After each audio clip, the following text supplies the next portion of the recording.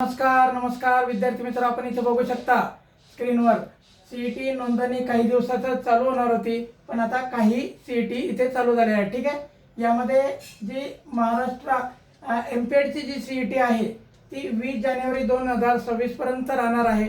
आता त्याचे ॲप्लिकेशन चालू झालेलं आहे. ठीक आहे, याचा संभावित दिनांक परीक्षेचा आपण इथे बघू शकता 24 मार्च 2026 याप्रमाणे राहणार आहे. ठीक आहे, तर त्यानंतर दुसरं जे आहे इथे आपण बघू शकता महाराष्ट्र एमएड सीईटी 2026 ही 20 जानेवारी 2026 पर्यंत आपण याला अप्लाय करू शकता आणि याचा देखील संभावित दिनांक 25 मार्च पर्यंत राहणार आहे.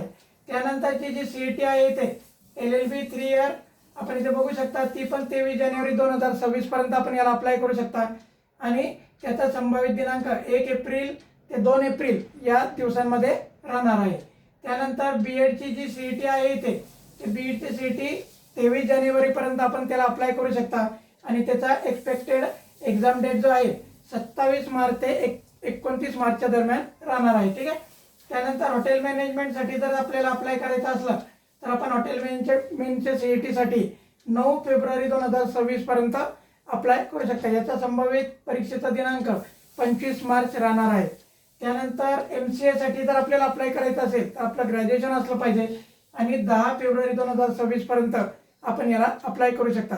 याचा संभावित दिनांक 30 मार्च 2026 असा राहणार आहे.